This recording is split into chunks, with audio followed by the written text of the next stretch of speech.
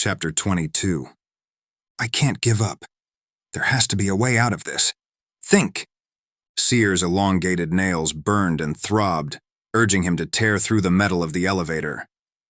He dropped his blade, knowing it was no longer useful to him, and let it clatter to the floor. In the glow from the red emergency light that blinked overhead, he watched his markings spread, nearly covering every inch of his flesh. I'm shifting. His skin tingled, his back curled, but still he was Sear. His primal side was frantic inside him, desperate to be released. He clung to his control even as he reached for the beast within him. The polarizing needs, the need to give in to a creature that could act on instinct alone, and the need to remain focused, logical, and controlled, battled within him.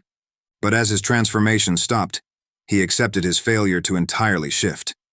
His thoughts barreled instead into what was most important. Shifting or not, he had to save Kaci. Code Red had switched on. The power would work throughout the ship, but the doors would remain closed, unless overridden by a high-ranking officer in the ship, and the elevator wouldn't work until the Code Red was turned off. A growl rumbled in his throat. None of his men would be able to take back a command deck filled with Bortrax, not without his battle frenzy. Using his knuckles, he beat at the control panel once more, then slashed at it with his claws. It sparked, but the elevator failed to move. Going to the doors, he wedged his claws into them and gritted his teeth. Channeling his strength, he slowly, very slowly pried them apart. Solid metal greeted him beyond the doors. Roaring, he felt true panic set in. He had to get to the command deck, because if there's no one to fly this ship, to bring the women to safety, my distraction is pointless. I need to get back control and then program the ships to mimic me. And if I fail, they'll take Kaci, like my vision. Already the red lights were eerily familiar to his vision. The one where he lost everything. I can't let that happen. Looking down at the floor, another desperate plan flashed through his mind. Kneeling down, he pulled back his arm and slammed it down. His nails sliced into the floor of the elevator with almost no resistance. Sweat ran down his forehead and into his eyes as he used his claws as saws, creating a circle in the floor. After a minute, he pulled his hand back and stood. Raising one booted foot, he kicked into the center of the circle.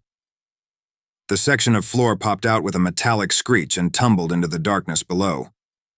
He leaned forward, watching until the flicker of metal disappear entirely. Then, he waited. Too many seconds passed before he finally heard it hit somewhere far below. If I fall, death will be quick to follow. Sitting, he swung his legs to dangle into the darkness. Giving a silent prayer to the pregnant mother, he gripped the other side of the opening, took a deep breath, and dropped through the hole. His fingers gripped the sharp edges of the opening as he dangled over the deep elevator shaft. A musky scent assaulted his nose as he peered through the near-pitch darkness, looking for a ladder or something to grab onto. Anything. He saw nothing. Cursing, he refused to give up. I'll make my nails carve through the solid steel of this shaft if I have to. Now, he used the strength of his body to rock his legs back and forth, gaining momentum. The faster and farther he swung, the more his slick grip loosened on the elevator floor above him. At last, he screamed and launched himself at the wall, claws outstretched. They dug through the steel, holding him even while his booted feet slid, trying to find purchase on the smooth wall. When they did, he paused, listening to the racing of his heart. He had a lot of descending to do before he reached an exit point, and time was of the essence. Rolling his neck, he pulled one hand back until the claws slipped from the steel. Holding on with the other hand, he reached as far below him as he could before stabbing his claws in once more. Over and over, he inched down the elevator shaft, hoping that he would be able to identify the door to the next floor when he reached it.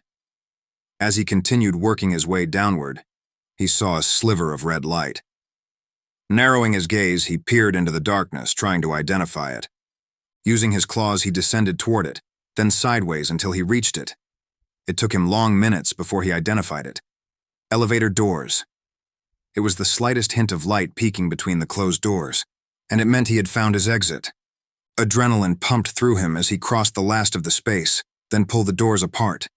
The flashing red lights blinded him, and the sounds of 100 screaming voices filled his ears. He pulled himself from the shaft and blinked for 1 second before his eyes adjusted to the chaos. His heart hammered as he surveyed the women, who raced about like mad creatures. Then he heard the terrible rumbling noise that haunted his nightmares, and knew. The Bortrax were there, and they were attacking.